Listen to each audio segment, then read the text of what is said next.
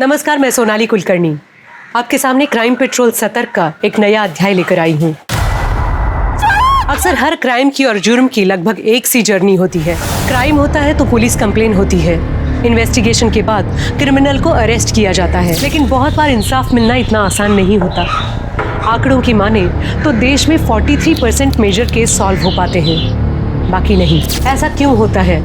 कई बार क्रिमिनल इतना शातिर होता है कि पुलिस उस तक पहुंच नहीं पाती।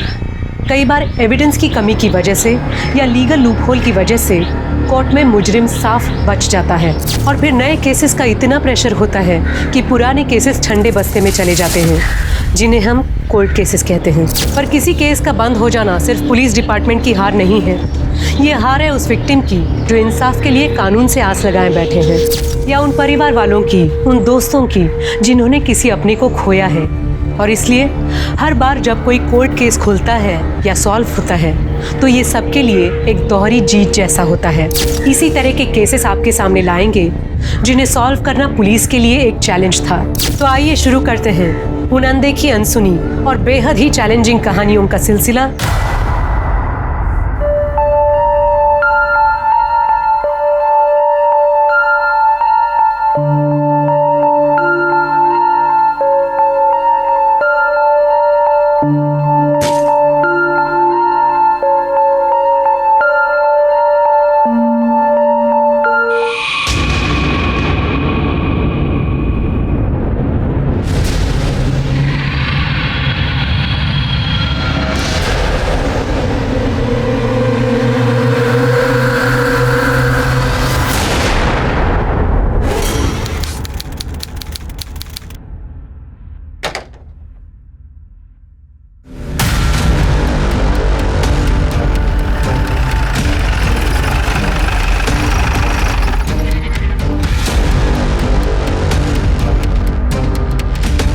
सर, मुक्ति कदम 2 बार स्टैप किया गया है।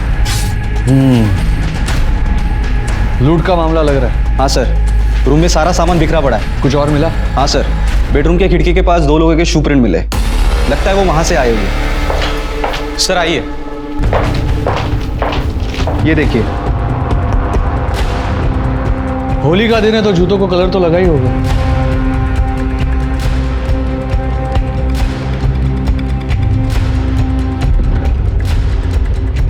पर गम्मत बघा, फिंगरप्रिंट्स नहीं है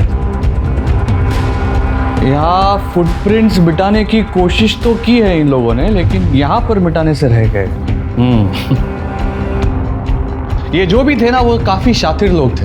ग्लव्स पहनकर आए होंगे और प्रिंट्स मिटा दिए। मुझे ऐसा लगा होगा कि घर खाली है, सब लोग होली खेलने गए होंगे, लेकिन मुक्ति घर पे मिल गए। शायद इसीलिए कि घर के नाइफ से उस पर वार हुआ। आसपास के लोगों से कुछ पूछा, किसी ने कुछ देखा हो तो? सर आज होली है, किसी को किसी का चेहरा कैसे याद रहेगा? लेकिन पूछना तो पड़ेगा। एक काम करो, लाश को पोस्टमार्टम के लिए भेजो, देखो कुछ मिलता है तो। हिस्ट्री शीटर्स को उठाओ। लाश को सबसे पहले किसने देखा? उसके हस्बैंड सतीश ने, वो बाहर ही है। लगता है इसी का होगा, मरते वक्त गिर गया होगा। देखो किसी का कॉल या मैसेज आया होगा तो। और हाँ, फिंगरप्रिंट्स भी चेक करा लो। यस। तो न हो रहा है क्या?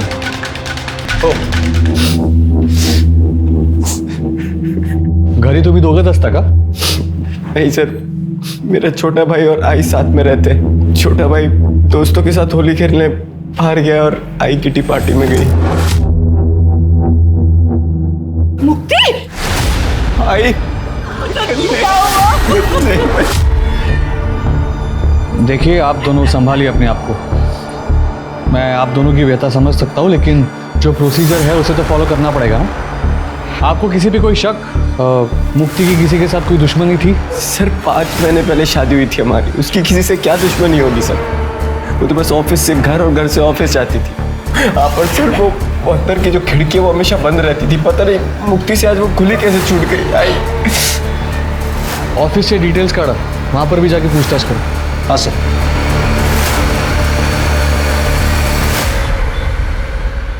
सर, हे बघा, मुक्ति के फोन में मैसेज।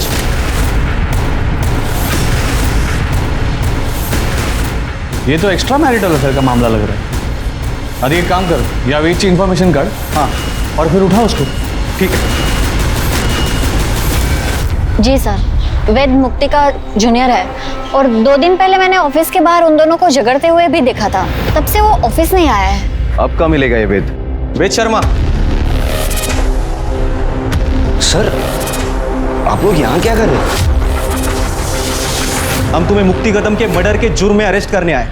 सर मैंने कुछ नहीं किया है। अरे मैं कह रहा, अरे मेरे पास कुछ भी नहीं है। सर देखो, सर मेरी बात तो सुनिए।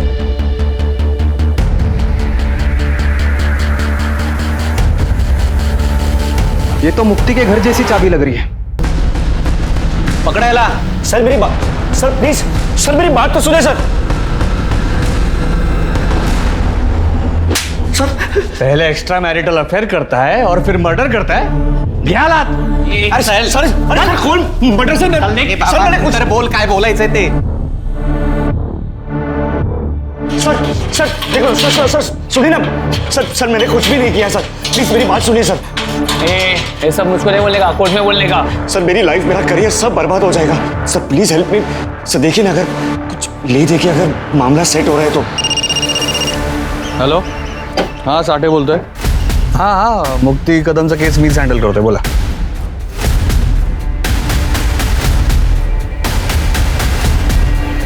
हो जाएगा रफा दफा, लेकिन उसके पैसे लगेंगे। वेद शर्मा को अरेस्ट किया था, पर 2 ही महीनों में वेद को कोर्ट से रिहाई मिल गई थी, एविडेंस की कमी की वजह से। क्या इंस्पेक्टर साठे ने वेद को बचाया था या बात कुछ और थी?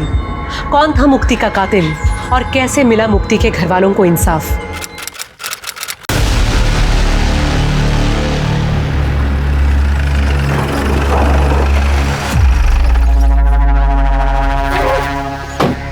नमस्ते सर। नमस्कार। पहले में तुमसे केस हो जाएगा क्या? 25 लाख। साहब 25 लाख तो बहुत ज्यादा होते हैं, थोड़ा सा कम कीजिए ना। केस बंद करवाने आए हो या सब्जी खरीदने को? मेरे से मोल भाव करेगा तू? नहीं साहब, 25 लाख पे डन कर दे, लेकिन केस क्लोज तो होगा ना सर? 1 हफ्ते में, लेकिन पहले पैसे। हाँ पैसे है ना साहब, अभी लाता हूँ।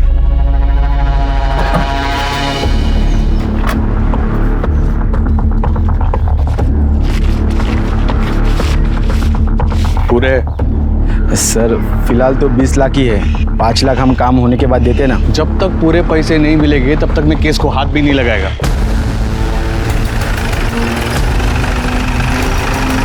आगे से हाथ लगा भी नहीं पाओगे। एंटी करप्शन डिपार्टमेंट चला, तुझा खेळ संपला मित्रा। सर एक मिनट दादा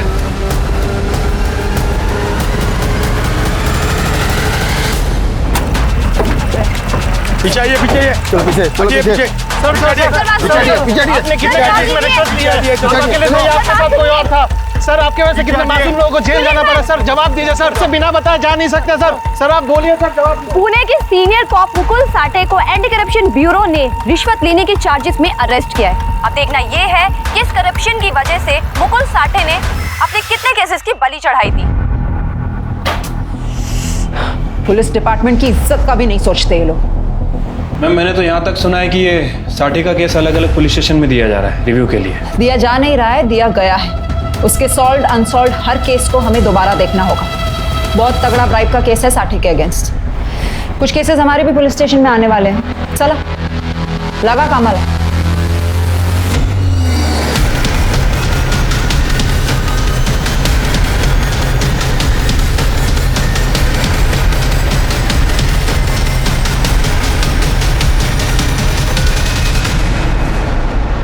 मैम मैंने साठे के सारे कोल्ड केसेस स्टडी किए हैं मैम। ज़्यादातर केस में कार्रवाई हुई थी, बट अभी या तो विक्टिम गायब है या फिर सस्पेक्ट गायब है। एक केस है जो थोड़ा गड़बड़ लग रहा है, ये देखिए। क्या केस था? मैम लूट और मर्डर का मामला है।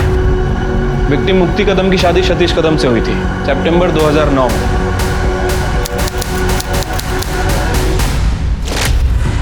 मुक्ति कदम MBA थी, जॉब करती थी, और सतीश भी एक प्राइवेट फर्म में काम करता था, स्ट्रक्चरल इंजीनियर। इनकी सास का नाम देविका कदम था और देवर का नाम सचिन। उस समय सचिन एक बैंक में काम करता था। फैमिली में कुछ पंगा, कोई कांड? मैम फिलहाल तो ऐसा कुछ नजर नहीं आ रहा है।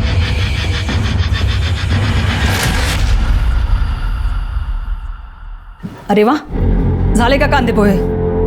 मैं मेथी साफ करके देती हूँ फट से। आई फ्रिज बंद करो। नहीं नहीं नहीं, क्या आप किचन से बाहर जाओ। अरे आपके कल पैर में दर्द था ना?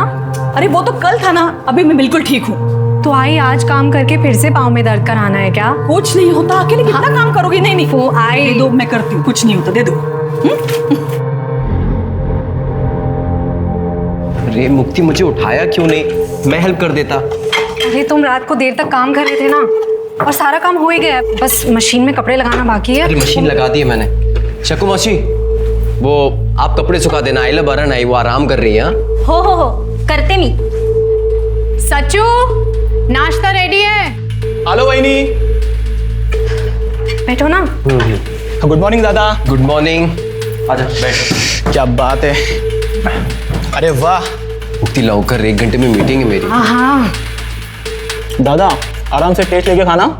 वहीनी, कटलेट बहुत अच्छा बना है। लंच में भी मैं यही लेके जाऊंगा। हाँ लेकर जाना, लेकिन 2 छोड़ देना सकू मौसी के लिए। हो बाबा, अब मुक्ति ने खाना बनाया तो टेस्टी ही होगा। इसके हाथ में बहुत स्वाद है, मैं भी लेकर जाऊंगी। चलो आई काही काम असेल तर तू करू नको, सकू मावशीला सांग। हो, यो. चल काळजी घे। बाय। चल बाय दादा। बाय आई। Bye bye. मैम, फाइल में अड़ोसी पड़ोसी और मेट्स के स्टेटमेंट्स हैं। मैम, सबका यही कहना है कि मुक्ति काफ़ी अच्छी लड़की थी, सबका ख्याल रखती थी। 6 मार्च के दिन होली का दिन था और उस दिन मुक्ति घर में अकेली थी और सास, पति और देवर ये होली खेलने घर से बाहर गए हुए थे। मुक्ति नहीं गई? अरे वहीनी, क्या आप अभी तक तैयार नहीं हुई? अरे अभी होली खेलने जाना है ना। नहीं सच्चू, बचपन में होली खेलते टाइम मेरा बहुत बुरा एक्सीडेंट हुआ था। कैसे मेरी आंख बची मुझे ही पता है। मुझे होली खेलने से बहुत डर लगता है। तुम लोग जाओ ना। वहीनी प्लीज चलिए ना, बहुत मजा आएगा। और देवर और भाभी तो होली खेलते हैं ना, और हमारी पहली होली है। दादा आप प्लीज समझाइए ना, प्लीज प्लीज प्लीज। क्यों परेशान कर रहा है? मन नहीं है तो? दादा आप भी वहीनी का साथ दे रहे हो आप। अरे अच्छा, इसको थोड़ा सा कलर लगा दो। थोड़ा सा। थोड़ा। हाँ, ये लीजिए। Thank you. खुश। मैं भी थोड़ा सा लगाऊं? हाँ। अच्छा भाभी, नमस्कार कर दो। सुखी रहा। दादा मैं बाइक निकालता हूँ, आ जाना। नहीं। तो हैप्पी होली। हैप्पी होली। आता हूँ। लंच तक आ जाना, मैं पूरन पोली बना रही हूँ। तुम कहो तो जाते ही नहीं हो। ओके। मुक्ति, मुक्ति तुम मेरे साथ किटी में चलो, वहां पे ऐसे रफ होली नहीं खेलते, बड़ा मजा आएगा। चलो ना। नहीं आई, होली वाले दिन तो मुझे बाहर निकलने से ही डर लगता है। अरे हाँ जाओ ना, एंजॉय करना। ठीक है, ध्यान रखना। ठीक है, बाय बाय। चलो मैं भी आता हूँ। Okay bye.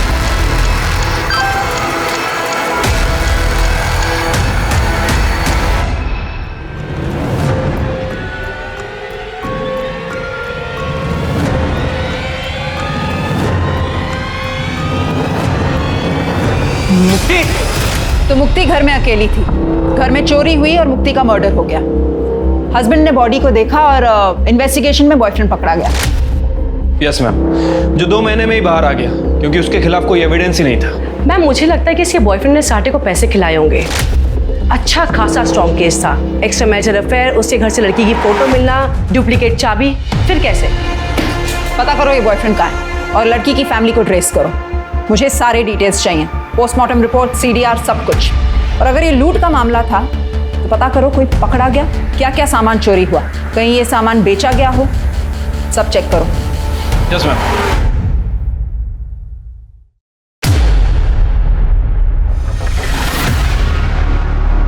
मैडम मुक्ति कदम के पेरेंट्स आए हैं। बुलाओ उन्हें।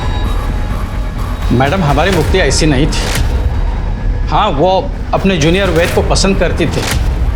हम उसके शादी के लिए जब लड़का ढूंढ रहे थे तब उसने वेद के बारे में हमें बताया था, लेकिन वेद उससे उम्र में एक तो छोटा था, पोजीशन में भी, और उसकी कास्ट भी अलग थी, इसलिए हमने मना कर दिया।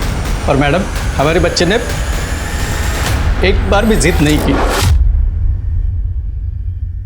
हो सकता है शादी के बाद मुक्ति उसे भूल ना पाई हो। अरे नहीं मैडम, ऐसा होता तो वो सतीश को छोड़ देती थी ना। सतीश तो खुद उसे डिवोर्स देना चाहता था। हो मैडम, तलाक घटस्फोट हवा होता क्योंकि उसके घर वाले, पेरेंट्स उसे दहेज के लिए बहुत परेशान करते थे और सतीश को भी बहुत बुरा लगता था जब उसकी आई मुक्ति को परेशान करती थी। बाबा बाबा बाबा आप ही समझाइए ना मुक्ति को। बेटा तुम समझने की कोशिश करो ना। अरे आप लोग समझने की कोशिश करो। आज आई ने इस पर हाथ उठाया। मुक्ति मुक्ति बताओ इन सबको क्या होता है तुम्हारे साथ, क्या करती है तुम्हारे साथ? प्लीज सतीश, तुम्हें तो हर बात का सिर्फ एक ही सोल्यूशन समझ आता है। मुक्ति इस बात का बस यही एक सॉल्यूशन है। मुक्ति मैं अपनी आई को नहीं समझा सकता, लेकिन तुम तो समझदार हो। मुझसे डिवोर्स लो और अपनी जिंदगी खुलकर जियो। क्यों झेल रही हो ये सब? क्योंकि सतीश, शादी एक बहुत पवित्र बंधन होता है। कोई बच्चों का खेल नहीं है कि कल की और आज तोड़ दी। मैडम, सतीश ने कई बार मुक्ति से अलग होने के लिए कहा था, पर यह शादी उसके लिए तो पवित्र बंधन था। ऐसे में वो वेद के साथ अफेयर कैसे कर सकती थी? ये सतीश की फैमिली अभी कहाँ है? हमें उनका कुछ पता नहीं चला है अभी तक। मैडम, सतीश टच में था जब तक केस चल रहा था, और वो जाने से पहले हमें मिलने भी आया था।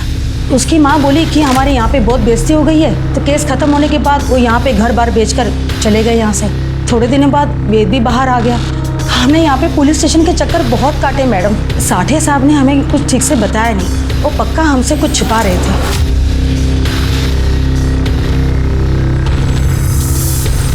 इस साठे ने कैसे घुमाया बेचारे माँ बाप को। चिरके, वो साठे का पीएसआई कौन था उस वक्त? मोहिते। मोहिते, उसके बारे में पता लगाना होगा। वो बहुत कुछ बता सकता है हमको। करडे, इकड़े आ।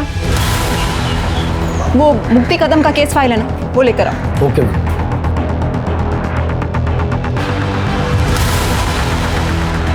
मैडम, ठीक है। अजून एक कॉपी। ओके।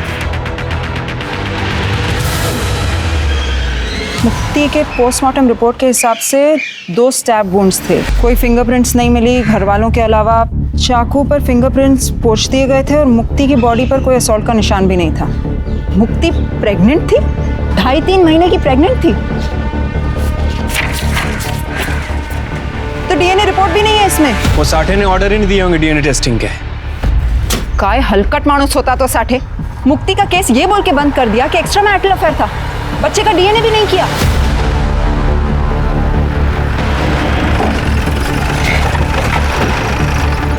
मैडम, वेद।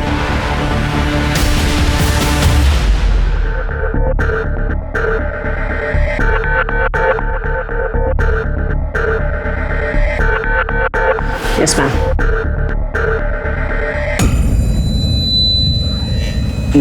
मैम, वो मुक्ति के केस की इन्वेस्टिगेशन आप लोग फिर से शुरू कर रहे हैं? जिसमें तुम प्राइम सस्पेक्ट थे।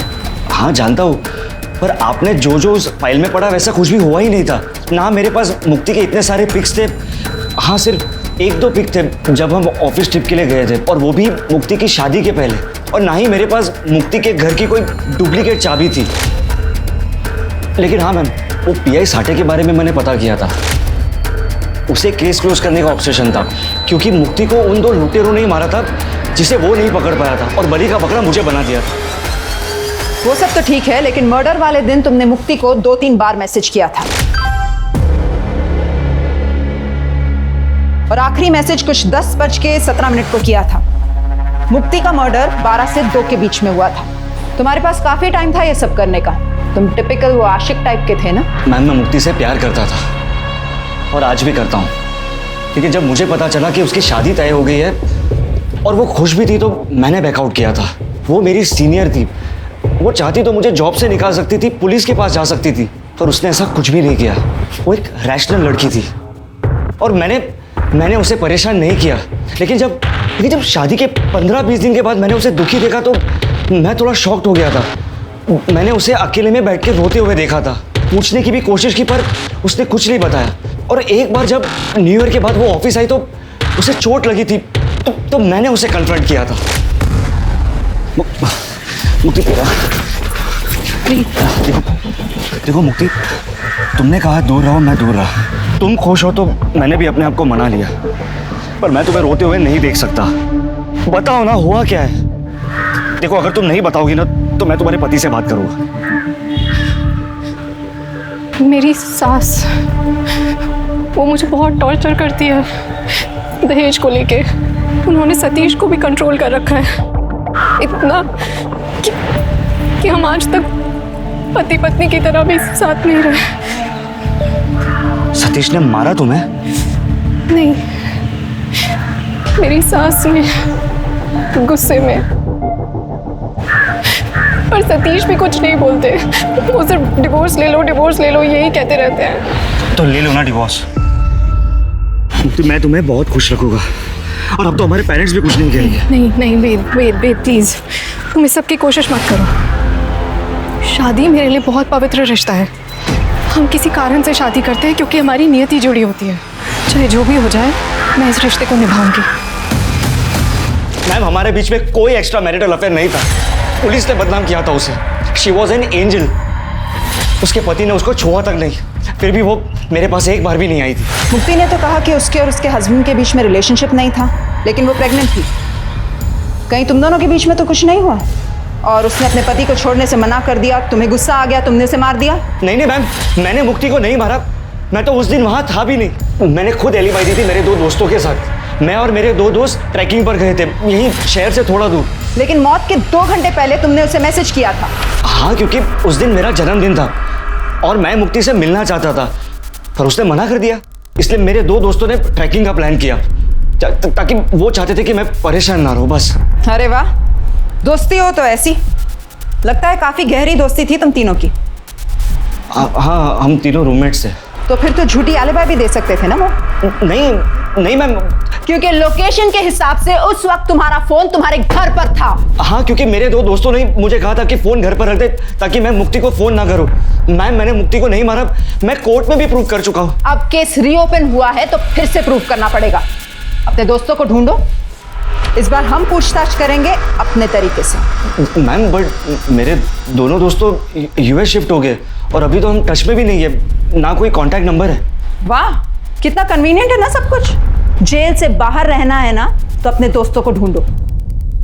इस बार रिश्वत देकर बचोगे नहीं तुम। चलो निकलो, लेकिन शहर छोड़कर मत जाना।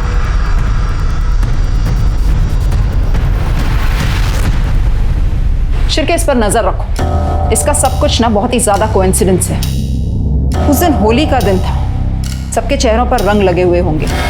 हो सकता है इसने और इसके दोस्तों ने मुक्ति का मर्डर किया हो और फिर लूटपाट से कवर अप कर दिया हो।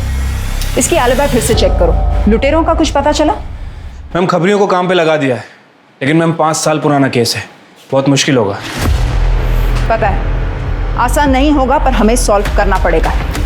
यही हमारा काम है। एक काम करो, इस शहर का मैप लाओ।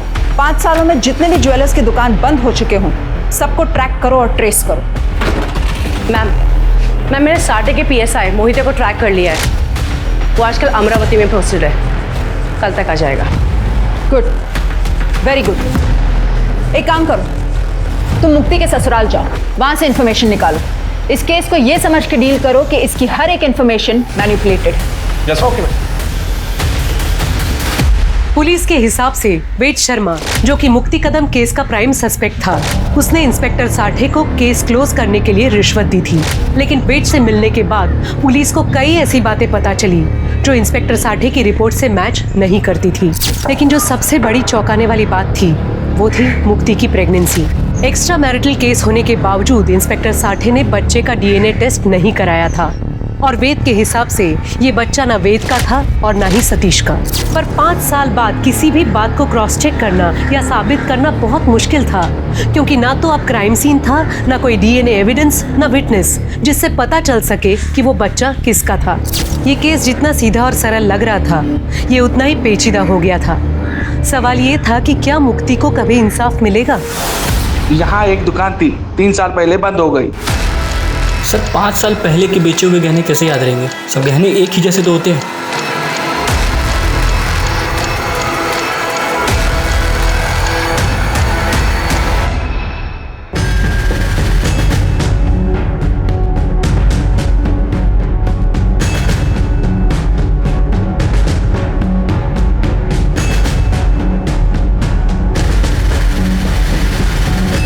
गहने याद रहे या ना रहे, मेडल्स और ट्रॉफीज कोई जल्दी नहीं बेचता, वो याद रह जाते हैं। सतीश को ये सब कॉलेज में मिले थे ना? हाँ मैम, और कुछ लोकल स्पोर्ट्स इवेंट में भी। इन सब का कहीं ना कहीं तो रिकॉर्ड भी होगा ना। मेडल्स और ट्रॉफीज पर तो नाम भी लिखा हुआ है। देखो वो कहीं बेचा गया हो या नहीं। मैम, मैंने सतीश के नेबर से पता किया, वो लोग इगतपुरी शिफ्ट हो गए हैं। देखो बैंक अकाउंट ट्रांसफर हुआ होगा, एड्रेस निकालो वहाँ से। एक काम करो तृप्ति, तुम वहाँ चली जाओ, महाडिक को साथ लेकर जाओ, जाकर ढूंढो कुछ डिटेल्स मिलती हैं कि नहीं, लेकिन संभल के। सतीश और उसकी फैमिली को ये नहीं पता चलना चाहिए कि तुम कौन हो या पुलिस ये केस रीओपन कर रही है। Okay ma'am.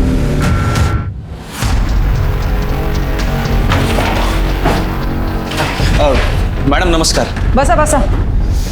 अरे बसा। मैडम कहीं गड़बड़ है क्या? गड़बड़ तो है, लेकिन हम सॉल्व करते हैं ना, टेंशन नहीं, बस फॉर्मेलिटी है। वो साठे साहब के सारे केस रिव्यू कर रहे हैं ना, तो जल्दी जल्दी निपटाते हैं, अपने बीच में ही रहेगा सब कुछ। एक्स्ट्रा मेहनत किसको करना है? अगदी खरं बोललात मैडम, मैं हेल्प करने के लिए तैयार हूँ। बरं, एक एक करके सारे फाइल्स देखते हैं फिर।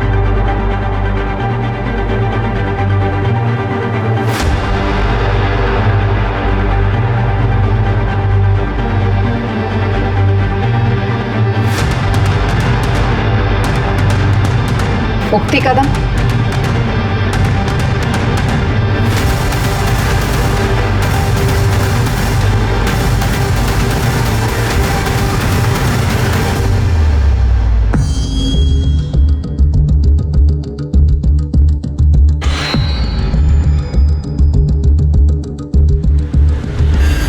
नमस्ते।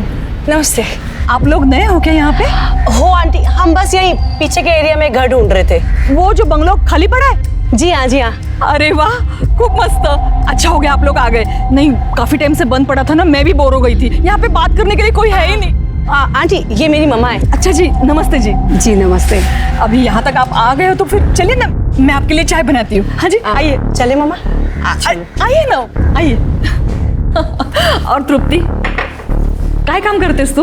IT कंसल्टेंट हूँ आंटी। पहले मुंबई में जॉब करती थी, आजकल घर से ही काम करती हूँ। तो सोचा किसी अच्छी जगह पे घर ले लूँ, जहाँ पे हवा पानी अच्छा हो। बिल्कुल सही जगह पे आए हैं आप लोग। पता है यहाँ पे सब कुछ अच्छा है, सब कुछ अच्छा नहीं। अभी 4 साल हो गए ना मुझे यहाँ रह के। बाहर निकलो ना, सब सामान मिल जाता है। आप यहाँ पे अकेले रहते हो? मेरा मतलब मुझे काम के लिए कभी कभी मुंबई जाना पड़ता है, तो आई को इधर छोड़ना अकेले थोड़ा। अरे कोई परेशानी नहीं है यहाँ पे, मेरा बेटा है, इंदौर में रहता है। आपका एक ही बेटा है? मेरा मतलब है मेरी भी एक ही बेटी है ना। हाँ, मेरा भी एक ही बेटा है। मैंने बताया ना, इंदौर में रहता है, सचिन नाम है उसका। अच्छा। बहुत बड़े बैंक में काम करता है। हाँ, मैं भी उसी के साथ रहती थी इंदौर में, लेकिन वो फ्लैट सिस्टम वगैरह वो मुझे बिल्कुल पसंद नहीं। ये अपना अच्छा है, सब खुला खुला। क्या एक ही बेटा? जी हाँ मैम, और वो भी सिर्फ छोटे बेटे का नाम लिया उसने, सचिन का। तृप्ति तुम वहीं रुक जाओ, वो घर ले लो भाड़े पे और इन्फॉर्मेशन निकालो, देखो और क्या मिल सकता है तुम्हें। वो देवकी का नंबर उसे ट्रेस पे डालो, देखो शायद वो अपने दूसरे बेटे से बात करती हो। Okay ma'am. तुमने हमें फोन किया था इन मेडल्स के बारे में? जी सर, ये मेडल मैंने खरीदे थे। मैं ज्वेलर हूँ, पुराना सोना खरीदता हूँ। मेरे पापा की ज्वेलर की दुकान थी, तब मैं कॉलेज में था। हमारे गली के 2 नशेड़ी लोग थे, उन्होंने बेचा था, सोम और राजू। वो दोनों हमारे कॉलेज के बाहर माल बेचते थे। मेरा नाम सतीश है, तो उन्होंने मुझे ये बेचा था। ए सतीश, रुकना, ये देख तेरा मेडल और तेरा ट्रॉफी। अरे इसका गाएगा मेडल और ट्रॉफी? ये लगता है क्या इसको कभी मेडल ट्रॉफी मिला होगा? बता बता, कितने में देगा? हाँ। बता बता, तू बता। तो ये बात तुमने पुलिस को क्यों नहीं बताई? सर खुद से कौन पुलिस के चक्कर में पड़ता है सर। अरे तुम्हारे एरिया में मर्डर हुआ, चोरी हुई, पुलिस ने तुमसे पूछताछ भी नहीं की? लूट का माल खरीदते हो? सर पहले पता होता कि ये मर्डर का केस है तो मैं आपको बता देता, जैसे अभी बताया। वो राजू और सोम कहाँ मिलेंगे दोनों? सर राजू तो नशे के ओवरडोज में मर गया और सोम आगे वाले बिल्डिंग में वॉचमैन है। राजू के मरने के बाद सोम ने नशा छोड़ दिया था सर। तभी क्राइम किया था और बच गए थे, इसका कहीं ना कहीं भुगतान तो करना पड़ेगा ना। चल सोम, सच सच बता। हाँ मैडम, हमने ही चोरी किया था, लेकिन मैडम हमने मर्डर नहीं किया। मैडम हम सच बता रहे हैं मैडम, हमने तो वहाँ से सिर्फ ट्रॉफी और मेडल ही चुराए थे। अबे ताला है, लॉक है। चाबी किधर है? चाबी ढूंढ, चाबी ढूंढ, उसमें देख, उसमें होगा।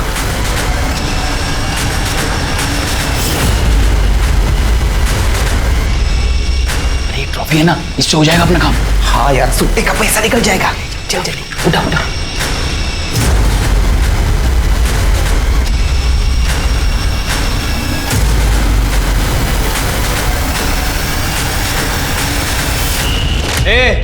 झूठ मत बोल, समझा? 5 साल पहले सतीश ने गवाही दी थी, उसके घर की विंडो हमेशा बंद रहती थी, समझा?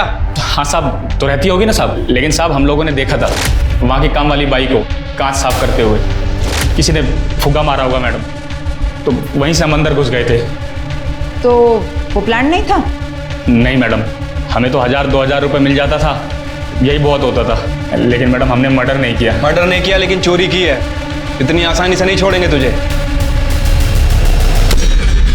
मोहिते बसा। अहो मॅडम, पण मी अरे बसा बस। अहो मॅडम, मी खरंच का नहीं केलं? इतना बड़ा झोल किया और बोल रहे कुछ नहीं किया? हाँ, वो चोर जिसने ये सब बताया ना, उसने मर्डर से साफ मना कर दिया है। मैम, चोर तो झूठी बोलेंगे ना। हाँ, वो चोर जिसे हमने 5 साल के बाद पकड़ लिया और तुम लोग पकड़ नहीं पाए। क्यों?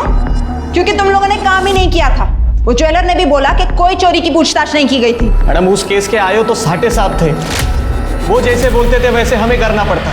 बल्कि हम भी शौक थे जब वेद को अरेस्ट किया। क्या? वेद के अरेस्ट से क्या दिक्कत थी? मतलब वेद के घर में चाबी कहां से और कैसे मिली कुछ पता नहीं, पर कोर्ट में एविडेंस के लिए वो चाबी वहां पे प्रेजेंट की गई, और जब वेद की अलाबाई निकली तब उस केस को कोल्ड केस में डाल दिया 2 महीने में। शिरके, वेद की अलाबाई क्रॉस चेक की? हाँ मैम, मेरी वेद से बात भी हुई है, उसने अपने यूएस वाले फ्रेंड का पता कर लिया है, उसके पास ट्रैकिंग के कुछ फोटोज भी हैं, वो भेजने वाला है। नहीं मोहिते, चल सच सच बता, तेरे हिसाब से ये किसने किया है?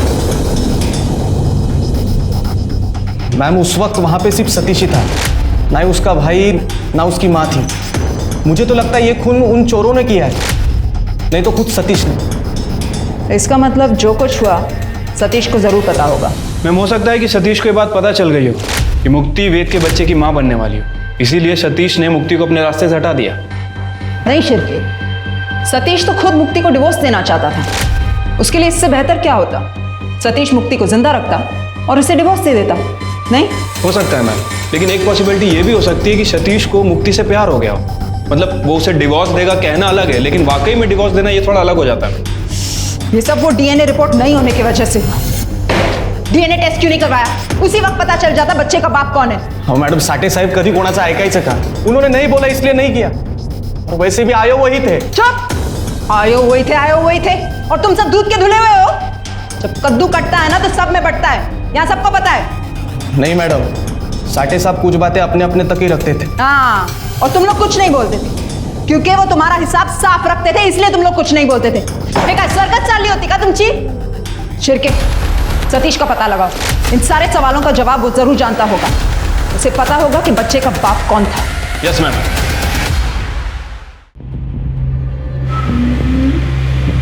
ये तो हाँ, ये। अरे मामा, आप इधर हो। नमस्ते आंटी, आप कैसे हो? नमस्ते, मैं मस्त। बस बस बस, क्या चल रहा है? पत्ते अच्छा, खेल रहा, दिखा। अरे ये देखो, अरे एक मिनट, ये मेरा राजा और गेम ओवर। अरे वाह आंटी, आप तो क्या मस्त खेलते हो। ये तो कुछ भी नहीं। मैं पुणे में थी ना, हमारे किटी में से सबसे बेस्ट प्लेयर मैं ही थी। मेरे बड़े बेटे ने मुझे पत्ते खेलना सिखाया था। बड़ा बेटा? हाँ, बड़ा बेटा। मतलब वो सचिन मुझे लेट हुआ था ना, तो उस वक्त पड़ोस में एक बच्चा था, तो वो मुझे आया ही बुलाता था। मैंने उसी को अपना बड़ा बेटा मान लिया। तो कहाँ रहता है आपका ये बड़ा बेटा? वो सेल्स में, तो बस घूमता फिरता रहता है। अरे लो, मैं भी बातों में लग गई। मैं चाय बना के लाती हूँ। हाँ, मैं आती हूँ। मैं अभी आई।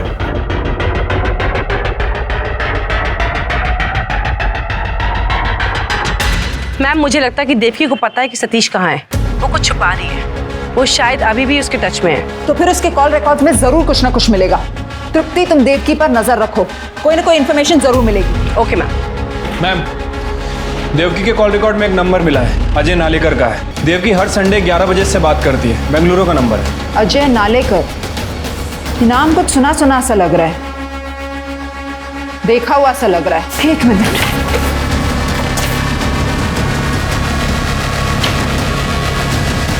अजय नालेकर, सतीश के कॉलेज में उसका टेनिस पार्टनर था। ये कॉलेज की तरफ से दोनों खेलते थे। लेकिन सतीश की माँ इसको हर हफ्ते क्यों कॉल करती? पता लगाओ, कॉलेज के रिकॉर्ड्स में इसका एड्रेस मिलेगा। ठीक है ma'am. Hello, SM engineering college, मैं स्वारगढ़ पुलिस स्टेशन से पीएसआई शिर्के बात कर रहा हूँ। मुझे अजय नालेकर की सारी डिटेल्स चाहिए।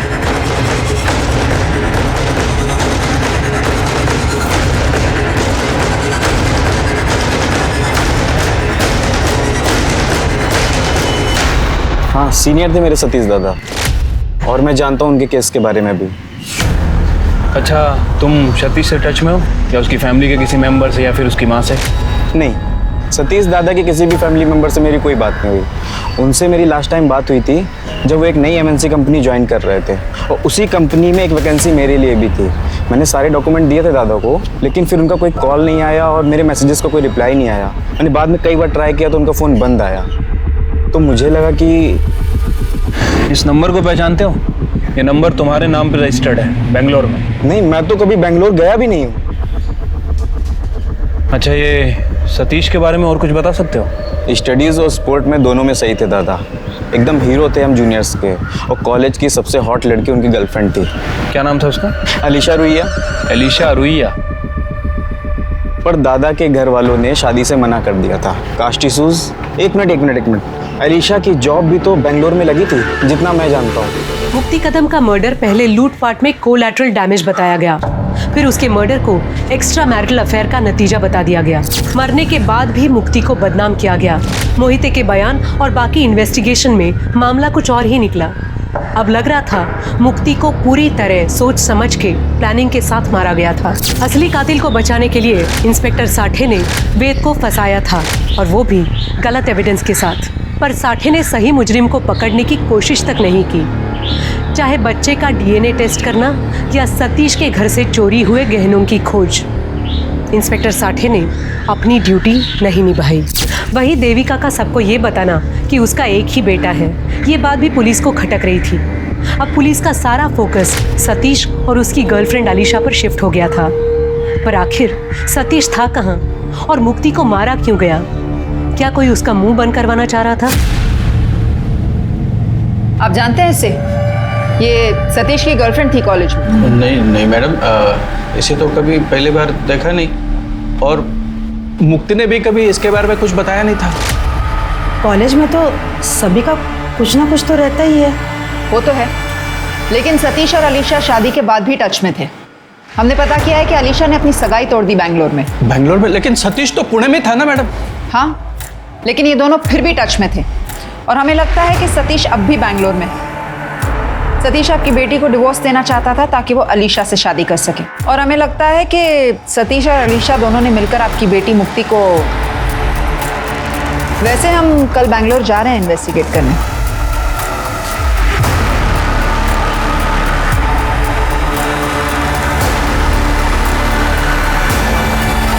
हमें अजय के मोबाइल से तो यही एड्रेस मिला है। ये पक्का सतीश और अलीशा का ही घर होगा।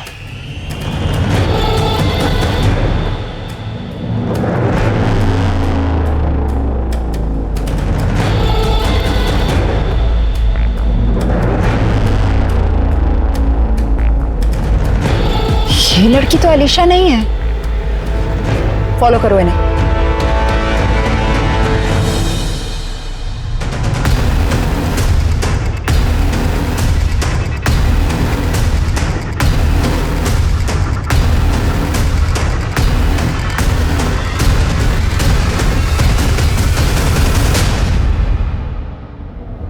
जी, आप लोग? हम आपके नए क्लाइंट्स हैं। वो आपसे कुछ बिल्डिंग की डिज़ाइंस डिस्कस करने आए थे। पर आप लोगों का अपॉइंटमेंट था क्या? वो एनीवेज, आई थिंक मिस कर दिया होगा। I am sorry, please have a seat. That's all right. By the way, I am Vandana. Oh, hi Vandana. So Satish ji, how are you? I am fine. चला, पुणे जाने का टाइम आ गया है। आप लोग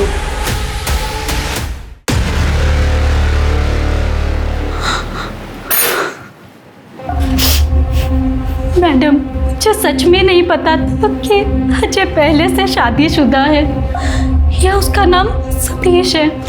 आप उसे कहाँ मिली थी? हम एक कॉन्फ्रेंस में मिले थे।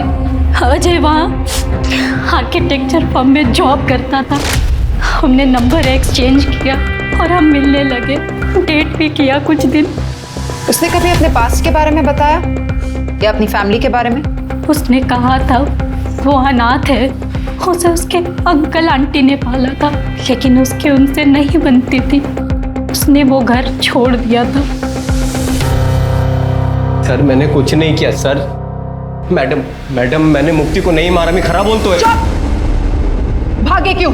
अपने जूनियर की आइडेंटिटी चुराकर दूसरे शहर में रहना टिपिकल क्रिमिनल बिहेवियर होता है। मैडम मैं डर गया था जब वेद को जेल से छोड़ा। मुझे लगा पुलिस मेरे पीछे पड़ जाएगी। इस पाउस को कुछ भी होता है तो सबसे पहले पति पत्नी पर ही ब्लेम आता है। जास्त शानपट्टी ना को। साठे को पैसे दिए थे केस को रफा दफा करने के लिए। वेद की एलिबाई भी मिल गई है, वो इस शहर में नहीं था। बचे तुम और तुम्हारी गर्लफ्रेंड अलीशा, तुम दोनों ने मुक्ति को मारा, लेकिन शादी माया से की। क्यों? मैडम अलीशा को तो मैंने मुक्ति के मर्डर के बाद प्रपोज किया था शादी के लिए मैडम, पर वो डर गई थी और उसे लग रहा था कि मैंने ही मुक्ति को मारा है। Alisha you know I love you. अब हम दोनों एक हो सकते हैं। मुक्ति अब हमारे बीच नहीं रही। व्हाट? कहीं तुम्ही ने तो मुक्ति का मर्डर नहीं कर दिया? No no no Alisha, trust me, मैंने कुछ नहीं किया। उसके बॉयफ्रेंड वेद ने उसको मारा है। Please trust me.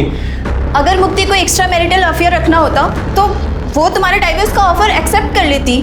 मुझे ऐसा लगता है कि मुक्ति को तुमने ही मारा है। No no no Alisha, leave, निकलो यहाँ से। इसलिए मैंने माया से शादी कर ली झूठ बोल के। पहली बीवी को धोखा, दूसरी बीवी को भी धोखा। इसको इतना मारो ना कि ये सारा कन्फेस कर दे। नहीं मैडम, सर छोड़ो मुझे मैडम से बात करनी है। छोड़ो मुझे। मैडम रुकिए। मैडम सतीश ने कुछ नहीं किया। मैडम मुक्ति को मैंने मारा है। मैडम हम समझ सकते हैं आप अपने बेटे को बचाना चाहती हैं, लेकिन कानून इस तरह काम नहीं करता। आप समझ नहीं रही है मैडम, मैंने अपने बच्चों को बचाने के लिए मुक्ति को मारा था। उस वक्त भी और आज भी सतीश को बचाने में यहाँ आई हूँ। गलती तो मेरी ही है। सतीश की जबरदस्ती शादी करवाई थी मैंने, वो मुक्ति से खुश नहीं था और सचिन ने उससे का फायदा उठाया। सचिन तुम अंदर क्यों हो? अरे भाभी रिलैक्स ओके। आई किटी पार्टी में गई है और दादा टूर पे है, और तुमने भी ऑफ लिया ये मुझे मालूम पड़ा है। तो इतना अच्छा मौका मैं हाथ से कैसे जाने देता? सचिन छोड़ मुझे। अरे भाभी आप टेंशन क्यों ले रही है? अब दादा आपको हाथ नहीं लगाते तो कम से कम मुझे तो हाथ लगाने दो। अब उन्होंने परमिशन दे दी है ना। अरे दादा ने तुम्हें परमिशन दी होगी, लेकिन मैंने परमिशन नहीं दी। तुम्हारे परमिशन की मुझे जरूरत नहीं है। सचिन प्लीज। पिछली बार जो किया था ना उसका वीडियो अभी भी मेरे पास है। अब ये हाँ ना का नाटक बंद करो, समझी?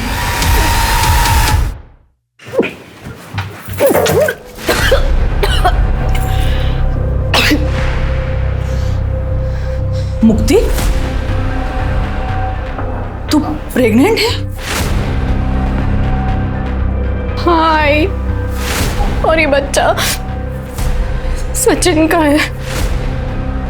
आई जब आप लोग घर पे नहीं होते थे तो सचिन पीछे से मेरे कमरे में आता था, मेरे साथ जबरदस्ती करता था। मैंने बहुत रोकने की कोशिश की और आई मुझे समझ ही नहीं आया मैं आपको कैसे बताऊं। वो सतीश के छोटे भाई है। पता है मुझे। पता है? आपको पता है और आपने कुछ नहीं किया?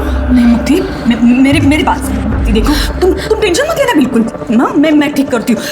मेरे पहचान के डॉक्टर है ना, कल सुबह हम लोग चलते हैं हॉस्पिटल में और तेरा अबॉर्शन कर देंगे। कोई टेंशन वाली बात नहीं है। आप मेरा अबॉर्शन कराएंगी? आप रोज मुझे दहेज के लिए टॉर्चर करती रही। मैं आपके बेटे और आपके घर की इज्जत बचाने के लिए ये कीमत चुका रही हूँ और आप कह रही आप मेरा अबॉर्शन कराएंगी? नहीं, अब मैं पुलिस के पास जाऊंगी और आप तीनों को जेल भिजवाऊंगी। देखना आप। मुक्ति मेरी बात है। मुक्ति मेरी बात नहीं है, कुछ नहीं होगा। छोड़िए मुझे, बात तो सुनो मुक्ति।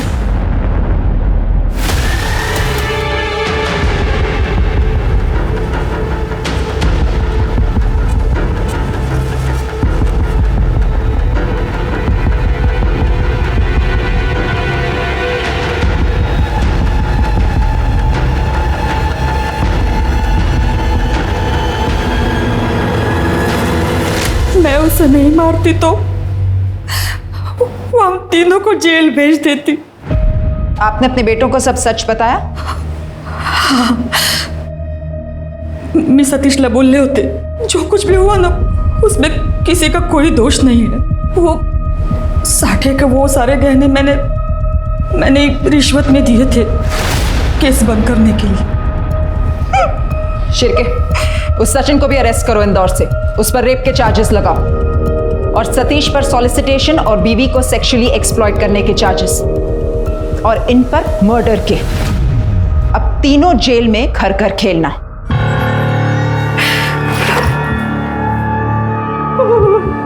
पुलिस को अपनी इन्वेस्टिगेशन में एक्स्ट्रा मैरिटल अफेयर का एंगल मिलता है और मुक्ति के एक कलीग को उसका एक्स बॉयफ्रेंड बताकर उसे अरेस्ट भी कर लिया जाता है। एविडेंस की कमी के कारण बॉयफ्रेंड जेल से रिहा हो जाता है और मुक्ति कदम का केस कोल्ड केस बन जाता है। 5 साल बाद इस केस के इन्वेस्टिगेटिंग ऑफिसर इंस्पेक्टर साठे को जब करप्शन के चार्जेस में अरेस्ट किया जाता है तब उसके सारे पुराने केस खंगाले जाते हैं। तब मुक्ति कदम का केस फिर से सामने आता है। इंस्पेक्टर साठे का अरेस्ट होना मुक्ति के घर वालों के लिए इंसाफ की पहली किरण जैसा था। फाइनली मुक्ति का मर्डर केस सॉल्व हुआ और उसके हर गुनहगार को सजा हुई, चाहे वो उसका पति सतीश हो, देवर सचिन, सास देविका या इंस्पेक्टर साठे, जिसका काम ही था हर विक्टिम को कानूनन इंसाफ दिलाना। पर इंस्पेक्टर साठे जैसे लोग पुलिस डिपार्टमेंट को शर्मसार करने से पहले एक बार भी नहीं सोचते। और वहीं दूसरी ओर ऐसी पुलिस टीम भी है जो इंसाफ दिलाने के लिए किसी भी हद तक जा सकती है। क्रिमिनल कितना ही शातिर क्यों न हो, क्राइम कितना ही परफेक्ट क्यों न हो, एक ना एक दिन उसे पकड़ में आना ही है। तो उम्मीद मत छोड़िए, देर से ही सही इंसाफ जरूर मिलता है। कोर्ट ऑफ लॉ पर भरोसा रखिए, केस चाहे कोल्ड हो जाए पर आज नहीं तो कल हर मुजरिम को अपने किए की सजा जरूर मिलेगी। एक 2 मुंह वाला राक्षस था। पाताल लोक में तबाही मचाने के बाद वो भूलोक में आया। भूलोक में उसने एक लाल परी को देखा। लाल परी अपने माँ बाप की इकलौती लाडली थी। वो राक्षस लाल परी की सुंदरता पर मोहित हो गया। नमस्कार, मैं सोनाली कुलकर्णी क्राइम पेट्रोल सतर्क के इस नए अध्याय में आपका स्वागत करती हूँ। असल जिंदगी में टाइम लैप्स नहीं होते, दर्द का हर एक पल तिल तिल कर जीना पड़ता है। और ये कहानी तिल तिल मरती उन जिंदगियों की है जिनके साथ हुए अन्याय का सफर ही इतना लंबा था कि सोचना मुश्किल था उनके न्याय का सफर कब शुरू होगा। 7 साल से यही सुन रही हूँ, मिलेगा तो बता देंगे, मिलेगा तो बता देंगे। कब मिलेगा मेरा पोता मेरे मरने के बाद? ये केस तब अस्तित्व में भी नहीं था जब 10 वर्षीय डिम्पी और चिंटू अपनी शरारतों का एक पंचतंत्र सा लिख रहे थे। शर्त लगा सकता हूँ, ऐसा तू नहीं कर सकती। करके दिखा दिया तो। दुनियादारी की उलझनों से आजाद उन बच्चों की आंखों में उमड़ते उत्साह के बादल कब चक्रवर्ती तूफानों में बदल गए पता भी नहीं चला। किसी को भनक ही नहीं हुई और ऐसी बिजलियां कौंधी जिसने विचलित कर देने वाली दास्तां लिख डाली। और ये केस इंडियन क्राइम हिस्ट्री का rarest of the rare case में से एक कहलाया गया।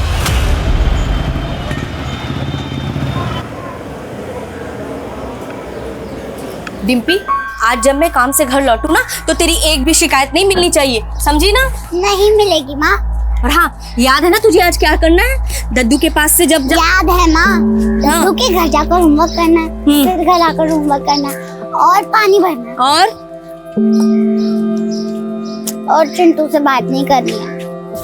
शाबाश, होमवर्क करके सीधे घर आ जाना, शाम को मिलते हैं। जा।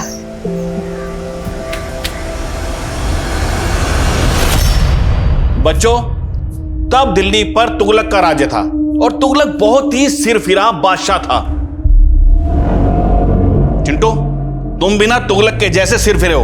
अगर मेरी कोई भी चीज टूटी ना तो मैं तुम्हारी माँ से पैसे वसूल करूंगा, समझे? अरे दद्दू, गुस्सा क्यों कर रहे हो? अगर आपका बीपी बढ़ गया ना तो आप भी तुगलक के पास ही पहुंच जाओगे। चल चिंटू, उठ, बस्ता उठा निकल यहाँ से, चल। शांत दद्दू, शांत। गलती हो गई, माफ कर दो।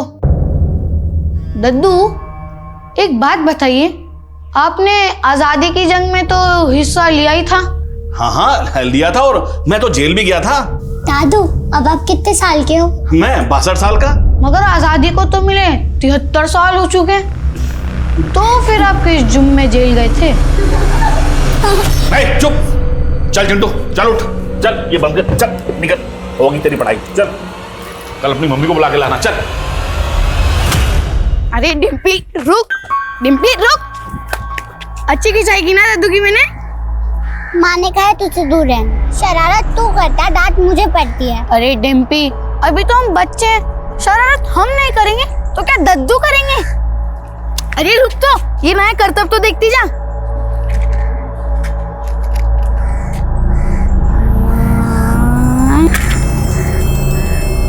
शर्त लगा सकता हूँ, ऐसा तू नहीं कर सकती। करके दिखा दिया तो लिख कर। ये देख। मजा आया ना? हाँ। चल कुछ और जलाते हैं। चल इसको जलाते, मगर संभल के। हाँ। माँ सही कहती थी, मैं ही बेवकूफ हूँ जो तेरी बातों में आ गई। अरे तू टेंशन क्यों ले रही है? 1-2 दिन में सबका गुस्सा शांत हो जाएगा। बस हमें तब तक घर से दूर रहना होगा। घर से दूर? क्या तू? हम कहाँ रहेंगे? ये पूरी बात तो सुन, मेरे पास एक सॉलिड प्लान है। सीतापुर चलते हैं। सीतापुर? सोच, घर जाएंगे तो मार मिलेगी और सीतापुर जाएंगे तो क्या क्या मिलेगा। तो सीतापुर का रास्ता पता है? हाँ, लखनऊ की बस पकड़ के फिर थोड़ा चलना है, आ गया सीतापुर। उसके लिए पैसे भी तो चाहिए।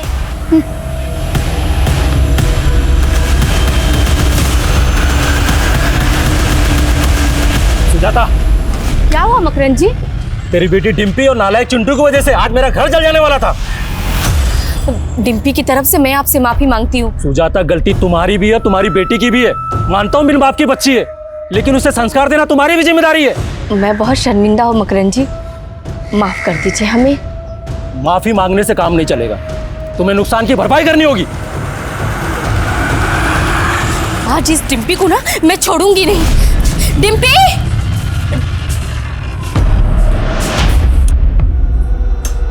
डिम्पी कहाँ चली? डिम्पी! डिम्पी! डिम्पी!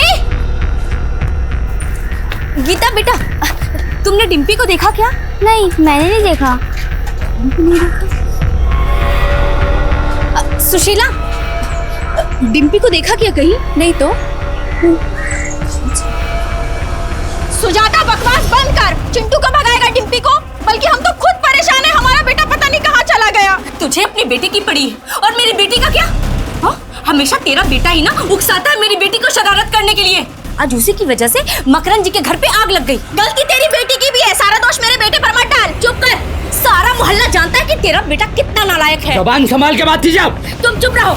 सच सच बता कि मेरी बेटी कहाँ है, वरना आज तुझे छोड़ूंगी नहीं। कहाँ भगा के लेके गया मेरी बेटी को? मुझे धक्का मारेंगे, अरे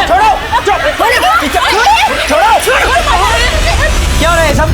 साहब, इसका बेटा मेरी बेटी को भगा लेके गया। साहब, ये झूठ बोल रही है, मेरे बेटे ने कुछ नहीं किया। ये औरत गई है। देखिए साहब, इसने देखिए कैसे नाखून मारे हैं मुझे। मेरा बेटे सर आप यहाँ? मैं राउंड पे आया था। इतने यहाँ भीड़ इकट्ठा क्यों है? ये दोनों झगड़ा कर रही थी। साहब, सारा कसूर इसके बेटे का ही है। पता नहीं मेरी बेटी किस हाल में होगी। साहब, ये झूठ बोल रही है। शांत हो जाइए, शांत हो जाइए, शांत हो जाइए। देखिए, इस वक्त आप दोनों एक ही मुश्किल से गुजर रहे हैं। आप दोनों के बच्चे लापता हैं। एक दूसरे पे इल्जाम लगाने से अच्छा होगा एक दूसरे का सहारा बनिए। राजेश, मनीषा, मोहल्ले में ढूंढो इनके बच्चों को, यहीं कहीं होने चाहिए। Okay sir.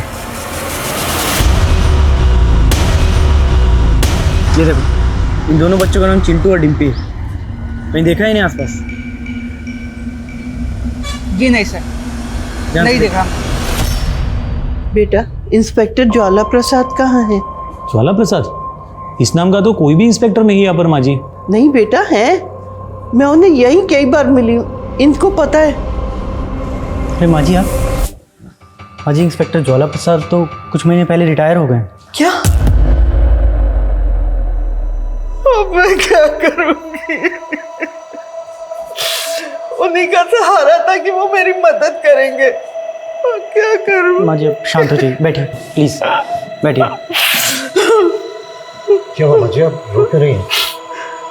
राजेश, कौन है? सर, ये राधिका प्रसाद जी। 7 साल पहले इनका पोता लक्ष्मण कहीं खो गया था, आज तक नहीं मिला।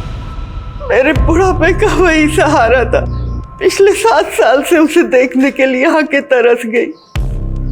पता नहीं अब कभी उसे देख पाऊंगी या नहीं। माँ जी आप चिंता मत कीजिए, हम आपके पोते को ढूंढ निकालेंगे। आप ना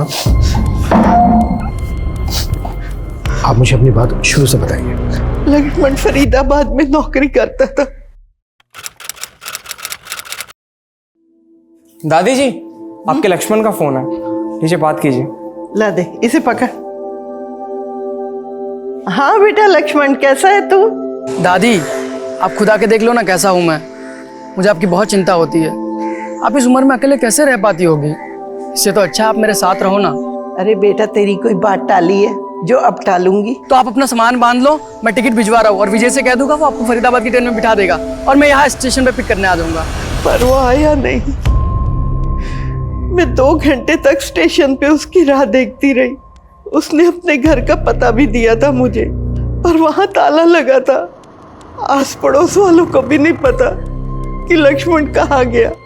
इस सबको 7 साल गुजर चुके हैं। हाँ बेटा, अगर मेरा पोता लक्ष्मण जिंदा है तो एक बार उसकी शक्ल दिखा दो, और अगर मर गया तो उसकी। मैं मानता हूँ 7 साल एक लंबा अरसा होता है, ये काम इतना आसान नहीं है, लेकिन हमें करना है। लक्ष्मण प्रसाद मिसिंग केस की फाइल निकालो। Okay sir.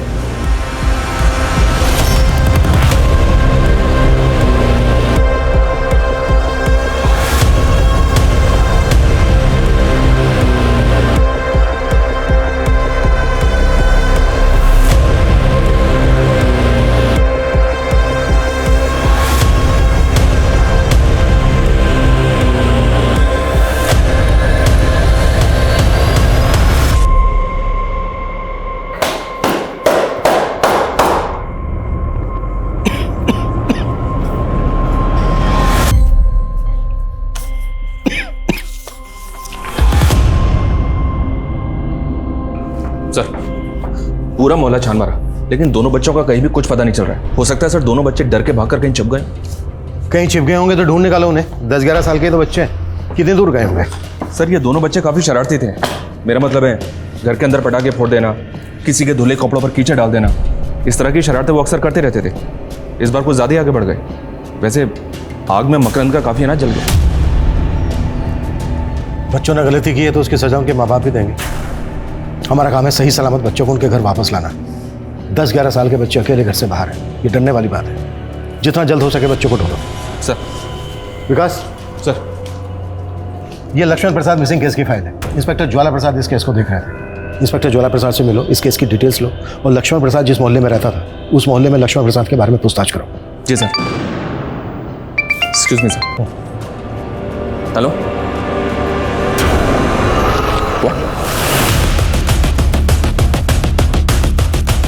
साइड आओ, साइड करो। जैन साहब आइए सर, इस तरफ साइड लो। ये देखिए सर, ये तो डिम्पी है सर। अगर डिम्पी यहाँ पर है तो चिंटू भी यहाँ आसपास ही कहीं होना चाहिए। देखो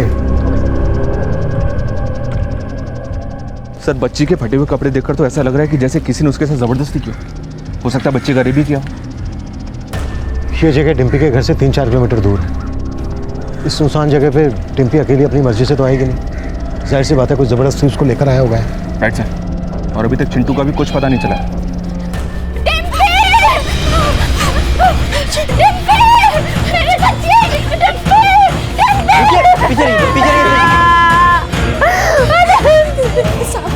साहब मेरा चिंटू का है, मेरे बेटे चिंटू का कुछ पता चला? देखिए हमारी टीम ढूंढ रही है, हम जल्दी ढूंढ रहे हैं।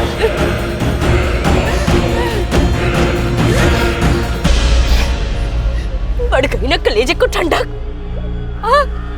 ये सब कुछ तेरे बेटे चिंटू की वजह से हुआ है। भगवान करे मेरी बेटी डिम्पी की तरह तेरा बेटा। क्या बोल रही है सुजाता? मुझे दुख है जो तेरी बेटी के साथ हुआ, लेकिन मेरे बेटे को बद्दुआ मत दे। मत दे मेरे बेटे को बद्दुआ।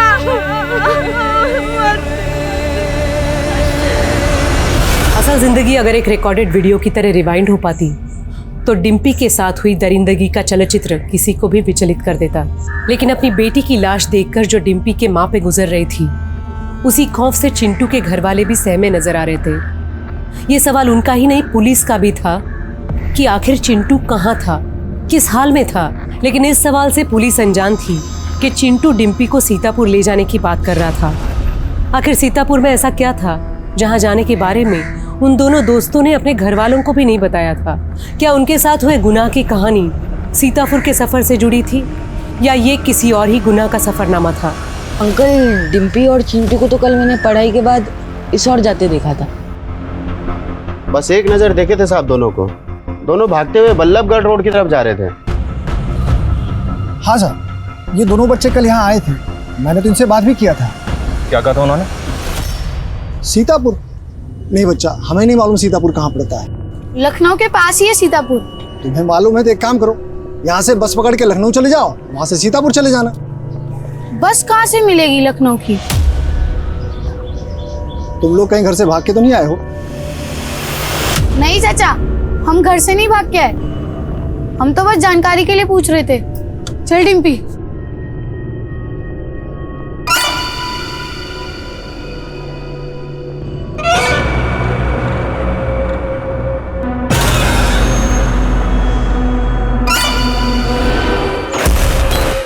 कौन था वो आदमी? दिखता कैसा था? साहब मैंने उसको पहले यहाँ कभी देखा नहीं था।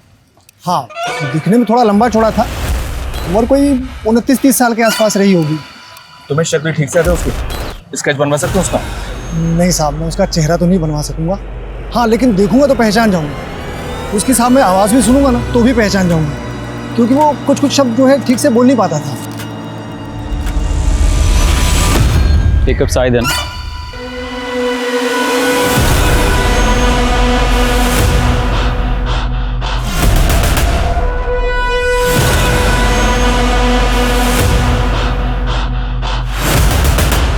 सीतापुर? नहीं साहब, सीतापुर में तो हमारा कोई रिश्तेदार नहीं रहता। सीतापुर क्यों जाएगी मेरी डिम्पी? जरूर वो चिंटू ही ना उसे बहला फुसला कर ले गया होगा। सुजाता जी, आपकी किसी के साथ कोई दुश्मनी? एक विधवा हूँ, पापड़ के कारखाने में काम करके अपनी बेटी को पाल पोस रही थी। मेरी किसी से क्या दुश्मनी? सर, डिम्पी की पोस्टमार्टम रिपोर्ट आ गई सर। डिम्पी की बॉडी पे कुछ ऐसा मिला जिससे डीएनए कलेक्ट किया जा सके? अभी तक तो कुछ नहीं, पर डिटेल पोस्टमार्टम रिपोर्ट से शायद कोई क्लू मिल जाए। डिम्पी के हाथ में 50 का नोट मिला था। जी सर, नेबर से बात की, लेकिन कोई कुछ बताने के लिए तैयार नहीं है। हालांकि इस बात को सभी जानते हैं कि डिम्पी और चिंटू की शैतानियों ने कई लोगों के नाक में दम कर रखा था, और कई लोग तो काफी नाराज भी थे इन दोनों की शैतानियों से। नाराजगी और नफरत में बहुत बड़ा फर्क होता है। क्या किसी को इन दोनों बच्चों से इतनी नफरत थी कि इन दोनों बच्चों को मार दे? विकास, अपने खबरियों को एक्टिव करो, उनसे कहो कि मोहल्ले के लोगों से बात करें, बात बुलवाएं। जी सर, ऑलरेडी बोल दिया मैंने। लेकिन सर, एक बात मेरी समझ में नहीं आ रही है, ये डिम्पी और चिंटू सीतापुर क्यों जाना चाहते थे? क्योंकि ना तो इनका वहाँ कोई दोस्त है और ना ही कोई रिलेटिव। फिर डिम्पी और चिंटू का सीतापुर से क्या कनेक्शन हो सकता है? हो सकता है चिंटू इस वक्त सीतापुर में ही हो। मैं कुछ सुनना नहीं चाहती। अब ये बताइए कि मेरा पोता लक्ष्मण कब मिलेगा? माँ जी, आप क्यों आ जाते हैं बार बार यहाँ? आपका पोता जब हमें मिलेगा तो हम आपको बता देंगे। 7 साल से यही सुन रही हूँ, मिलेगा तो बता देंगे, मिलेगा तो बता देंगे। कब मिलेगा मेरा पोता?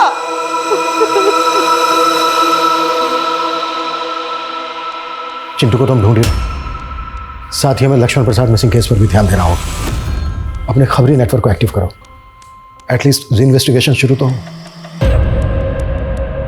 मेरा पोता मासूम सा बच्चा था, वो पता नहीं कहाँ होगा, किस हाल में होगा। लक्ष्मण, तू फिर से हार गया। तुझे ना अभी खेलना नहीं आता है, तू कच्चा खिलाड़ी है। लक्ष्मण, कहाँ हो तुम इस वक्त? बहुत नज़दीक सलोनी, बस तुम्हारे पास ही आ रहा हूँ। तुम भैया भी घर पर है? तो क्या हुआ, मेरे साले से डरता हूँ क्या मैं? लक्ष्मण,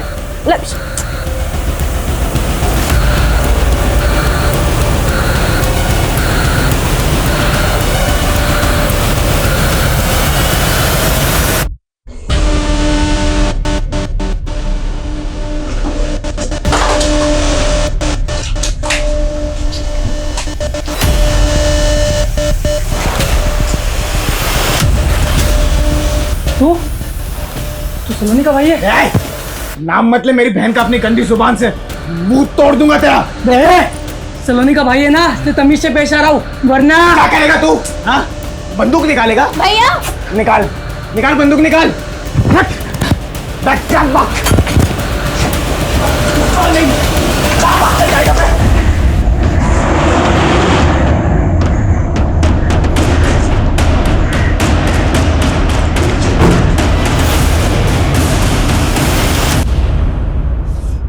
लक्ष्मण प्रसाद साहब, जितना नाम उसका सीधा था उतने ही काम उसके उल्टे थे। एक नंबर का चरसी और जुवारी था। आखिरी बार लक्ष्मण को कब देखा था? इतने साल गुजर गए, अब तो कुछ याद भी नहीं है। बस इतना याद है कि उसने कुछ ना कुछ बड़ा लफड़ा किया था और तब पुलिस भी आई थी उसके बारे में पूछताछ करने के लिए। बस उसके बाद मामला ठंडा पड़ गया और उसके बाद मैंने लक्ष्मण को दोबारा नहीं देखा। सर, उस चाय वाले ने जिस आदमी के बारे में बताया था वो एक सीसीटीवी फुटेज में कैप्चर हुआ।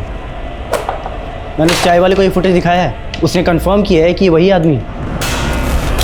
राजेश, इस आदमी की फोटो निकालो, अपने सारे खबरी और थानों में भेजो। Okay sir. सर, इस लक्ष्मण प्रसाद के बारे में इसकी दादी का जो ओपिनियन था वो हकीकत से बिल्कुल अलग है। इस लक्ष्मण प्रसाद का पुलिस रिकॉर्ड भी है, 3 बार अरेस्ट हो चुका है, कट्टे के दम पर लोगों को डराता था। विकास, आदमी चाहे कैसा भी हो, हमारा फर्ज है ये पता लगाना कि आखिर उसके साथ हुआ क्या था। जी सर। अच्छा सर, ये चिंटू के बारे में कुछ पता चला क्या? अभी तक तो नहीं।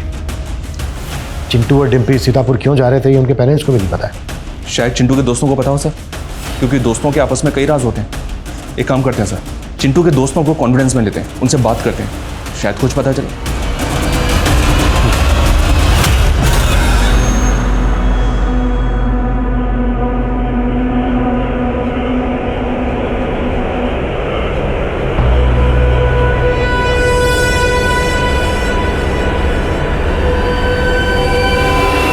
याशी, तुम्हें यूनिकॉर्न के टॉयज पसंद है ना?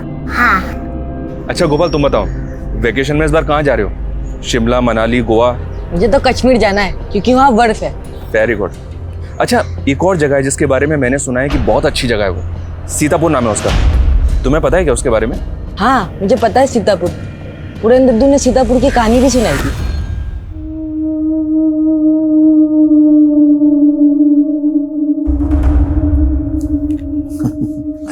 बेटा, ये कोई मामूली पत्थर नहीं है, इस पत्थर की भी अपनी एक कहानी है, सच्ची कहानी। सुनोगे?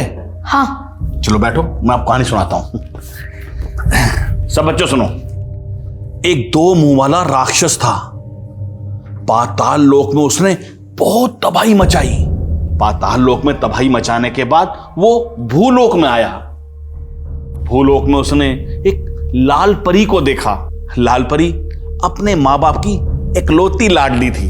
वो राक्षस लाल परी की सुंदरता पर मोहित हो गया और उसे जबरदस्ती अपने साथ ले गया और कैद कर लिया। वो राक्षस लाल परी को बहुत सताता था, मारता था। लाल परी सबसे मदद की गुहार करती थी, लेकिन लाल परी की मदद कौन करता? फिर क्या हुआ दद्दू? अरे फिर क्या होना था? एक रात मैं और मेरा भाई वहां से गुजर रहे थे, हमने लाल परी की आवाज सुनी और उसे छुड़ा दिया। बस तभी लाल परी ने ये अंगूठी हमें इनाम में दी थी। और ये लाल परी का महल कहाँ है? सीतापुर में।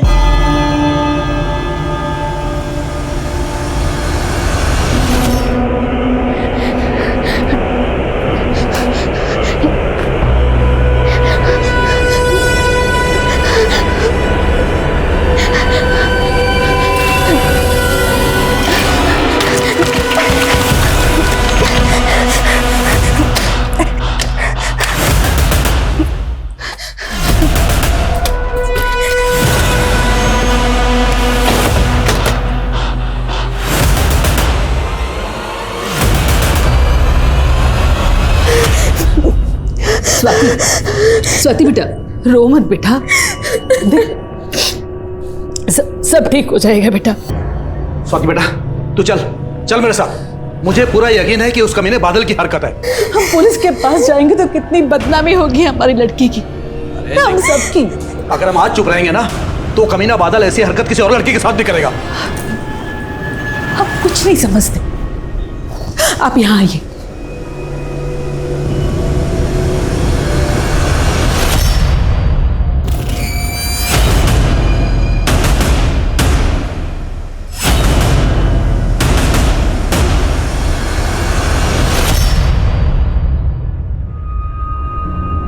तो स्वाति, उस आदमी ने आपको उनसे बेहोश किया और फिर आपको ऐसे ही जाने दिया।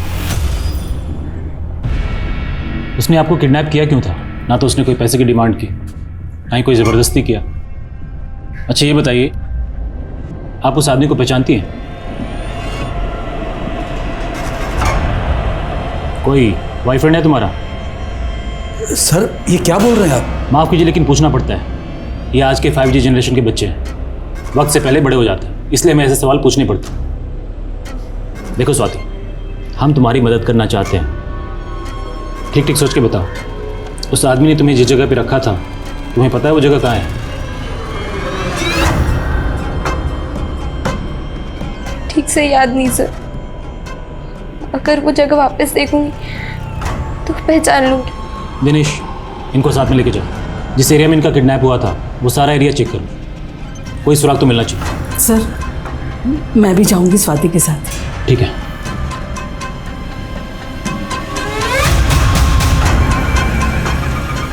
आपको शक है किसी पे? कौन हो सकता है जो ऐसी हरकत करेगा? सर हमारे पड़ोस में एक आदमी रहता है, बादल। वो पहले भी स्वाति को परेशान करता था सर। वो 2-3 बार जेल भी जा चुका है। मुझे पूरा यकीन है सर, ये उस बादल की हरकत है।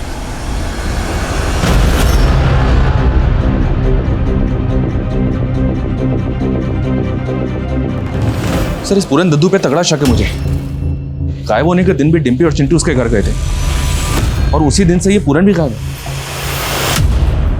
हो सकता है चिंटू अभी भी पूरन के पास हो, उसने कहीं कैद करके रखा हो उसे।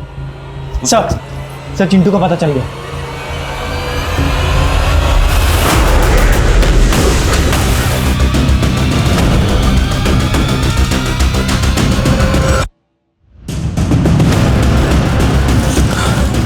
सर पूरा एरिया छान मारा, लेकिन अभी तक ऐसा कुछ नहीं मिला है जो हमें इस केस में लीड दे सके। बच्चे को इतने दिनों तक अपने कब्जे में रखा, फिर मरने के लिए यहाँ छोड़ दिया।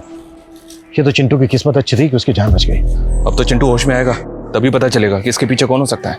हम चिंटू के होश में आने का इंतजार नहीं कर सकते विकास। इतने समय में कातिल कहीं से कहीं पहुंच जाएगा। भले ही गेहूं के साथ घुल पिसे, हम किसी को बेनिफिट्स ऑफ डाउट नहीं देंगे। चिंटू और डिम्पी से जिन जिन को प्रॉब्लम थी उनके साथ सख्ती से पूछताछ करो, उनके घर भी चेक करो। Okay sir.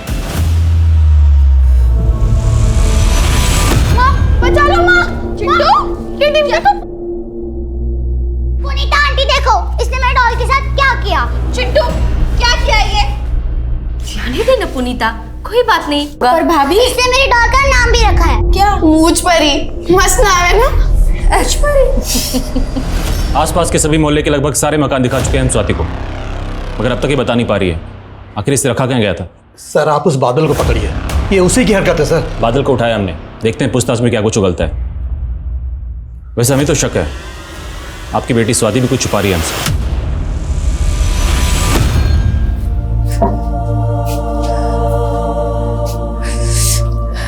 देख ले सुजाता, तेरी बददुआ सच हो गई। कुछ नहीं होगा चिंटू को पुनीता, वो ठीक हो जाएगा, ठीक हो जाएगा। जी सर, मेरे पल्लू में पटाखे की लड़ी लगा दी थी चिंटू ने, तब बहुत गुस्सा आया था। अब सोचती हूँ तो हंसी आती है। बच्चे तो ऐसा करते ही रहते हैं। हाँ साहब, मेरा अनाज जलाया था चिंटू और डिम्पी ने, लेकिन साहब मैं चंद बोरी अनाज के लिए बच्चों की जान कैसे ले सकता हूँ साहब? मैं कोई राक्षस हूँ क्या?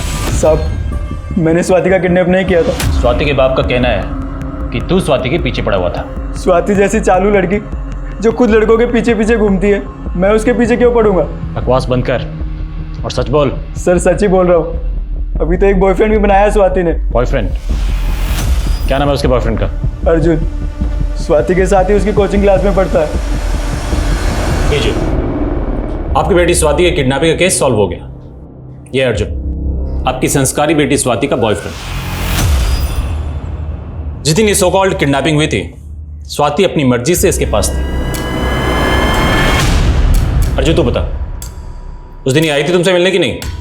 हाँ सर, ये मिलने तो आई थी उस दिन, लेकिन उसके बाद हमारी लड़ाई हो गई, रेस चली गई थी वहाँ से। सर आप जैसे सोच रहे हैं सर नहीं। स्वाति, सफाई अपने माँ बाप को देना।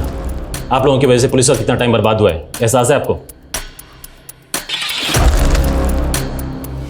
ये क्या किया तूने स्वाति?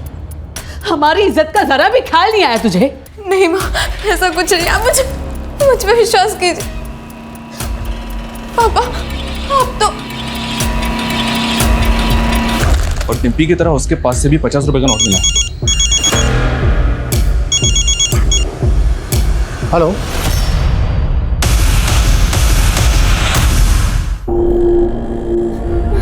डॉक्टर साहब 2 मिनट बाहर वेट कीजिए, आ रहा हूँ।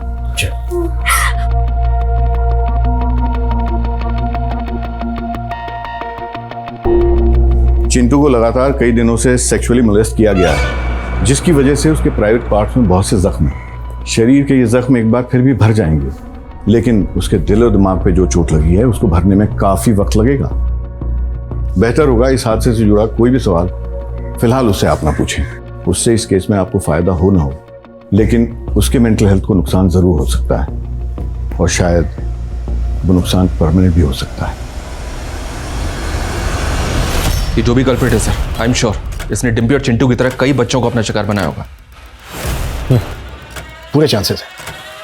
इस केस की डिटेल्स आसपास के सभी थानों में शेयर करो और सभी पेडोफिलियस प्रोफाइलिंग वाले हिस्ट्री शीटर्स की लिस्ट बनाओ। Okay sir.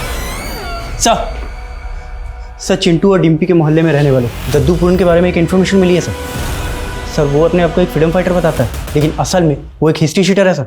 3 बार हवालात की हवा खा चुका है सर। हमारे एक खबरी उस्मान ने उसका एड्रेस भी पता लगा लिया। मैं जानता था सर, जब पुलिस डिम्पी और चिंटू की पूछताछ करेगी तो मेरा अतीत जरूर सामने आएगा, इसलिए साहब मैं डरकर भाग गया था। ज्यादा नाटक मत कर। चिंटू और डिम्पी के दिमाग में सीतापुर जाने की बात तो नहीं डाली थी? अपनी पोती की उम्र की बच्ची के साथ तूने रेप किया, मार डाला उसे, तुझे जरा भी शर्म नहीं आई? मैं चाह कर भी ऐसा नहीं कर सकता, क्योंकि बुढ़ापे की वजह से मेरा शरीर खोखला हो चुका है। आप सर चाहो तो मेरा मेडिकल टेस्ट करा सकते हो साहब। साहब मैंने ऐसा कुछ नहीं किया साहब। स्वाति की आप बीती मानो एक खेल बन के रह गई थी। उसके माता पिता उसको पुलिस के पास जरूर ले गए, लेकिन उससे ये असलियत बताने से रोका गया कि उसका रेप हुआ था। एक संवेदनशील स्थिति को इतनी संवेदनहीनता से डील किया गया कि उस बच्ची का अस्तित्व ही बिखर के रह गया और गैर जिम्मेदाराना पुलिसिंग ने उस बच्ची को वो यातना दी जिसके चलते अक्सर रेप विक्टिम कानूनी रास्ता अपनाने से डरते हैं। फिर स्वाति तो सिर्फ 13-14 साल की थी, जिसे अपने माता पिता का सहयोग भी नहीं मिला था। स्वाति की आत्महत्या के बाद क्या डॉक्टर उसे बचाने में सफल होंगे? क्या चिंटू कभी बता पाएगा? सर पूरन की लिबिडो रिपोर्ट आ चुकी है। रिपोर्ट के मुताबिक पूरन रेप कर ही नहीं सकता।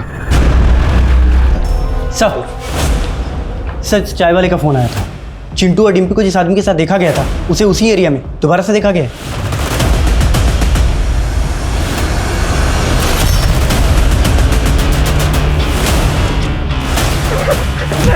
मैंने कुछ नहीं किया था, कुछ नहीं किया, मैंने सब कुछ नहीं किया। बस वो पैसों के लालच में मैं उनके पीछे पीछे चला गया था। सुनो बेटा, मेरे पास 2000 का नोट है। एक नोट संभालना आसान रहेगा। तुम मुझे 4 नोट 500 के दे दो, मैं तुम्हें 2000 का दे देता हूँ। नहीं अंकल, इसकी कोई जरूरत नहीं है। मुझे इतने पैसे संभालने की आदत है। बस मैंने तो पैसे हटने की कोशिश की थी और जब उसने पैसे नहीं दिए तो मैं वहां से निकल लिया।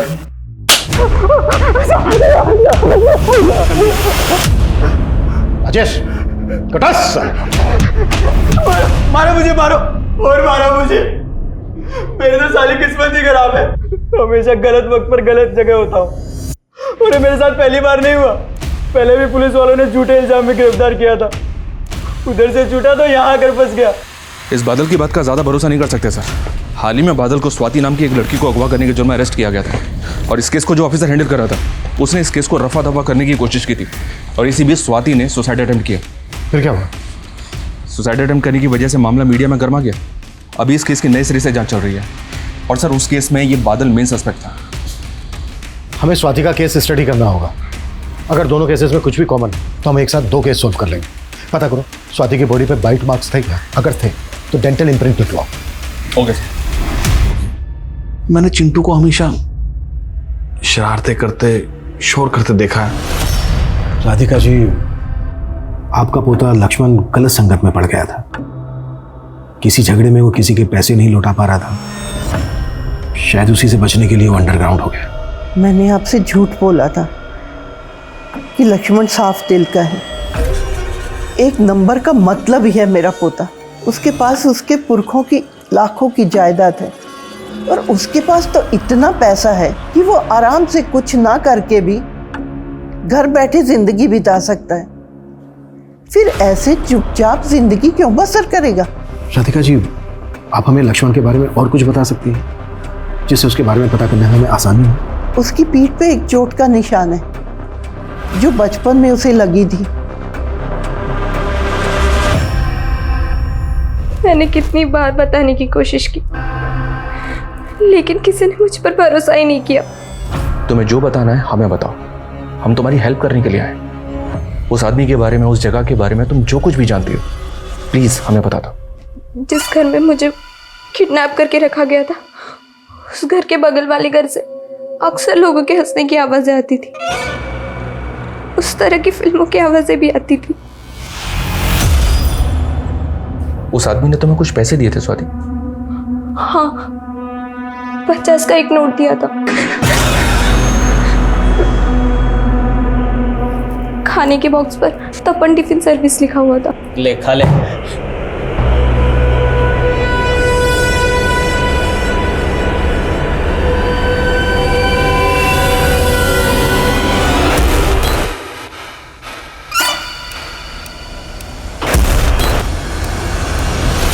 अरे साहब, हमारी टिफिन सर्विस से रोज 800 टिफिन डिलीवर होते हैं। अब हमें क्या पता उनमें से खूनी कौन है? तो हम पता लगाएंगे।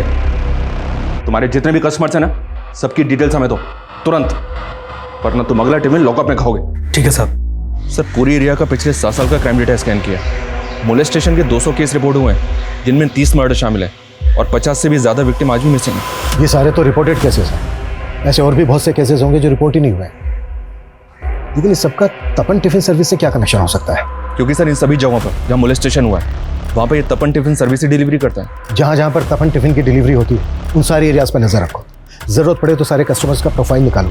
आई थिंक हम सही ट्रैक पर जा रहे हैं। जितने भी डिलीवरी बॉय हैं उन सबकी डिटेल्स निकालो। इससे पहले कि अपराधी किसी और बच्चे को अपना शिकार बनाए, हमें उसे रोकना होगा। Okay sir.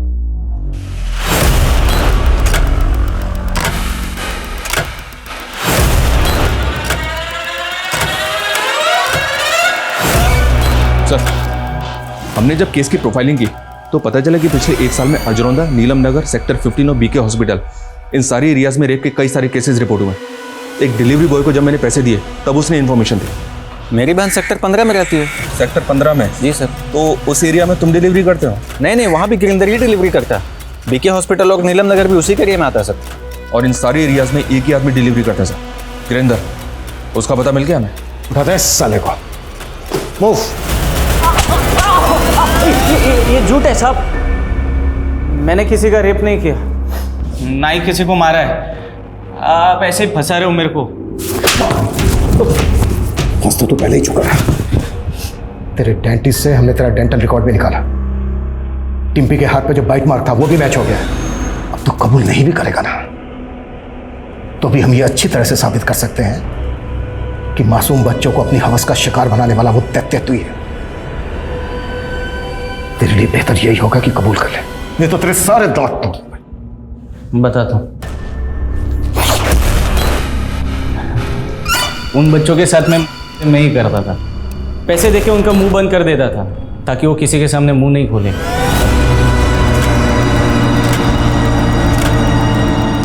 तूने उनको उठाया कैसे? अरे बच्चों, कहाँ बस अड्डे पे जाना है? किस लिए? लक्ष्मण प्रसाद का ये लॉकेट कैसे आया तेरे पास? लक्ष्मण? अरे यही तो मेरा पहला शिकार था। पहले से जानता था मैं इसको। एक रात आया था मेरे घर पे सोने के लिए। वो उसकी गर्लफ्रेंड के भाई के साथ कुछ झगड़ा हो गया था।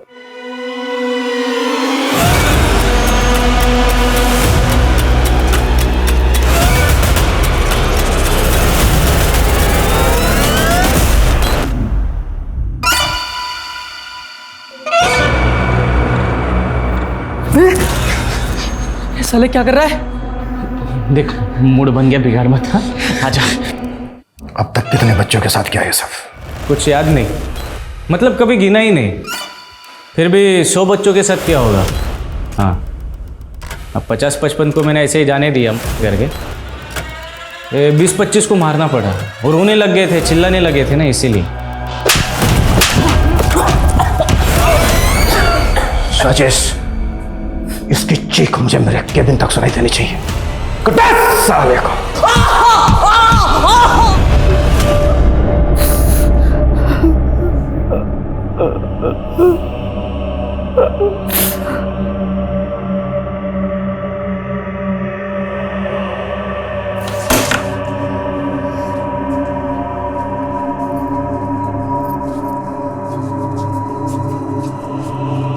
चिंटू बेटा देख, मैंने तेरे लिए तेरे फेवरेट रसगुल्ले बनाए, खा के बता कैसे।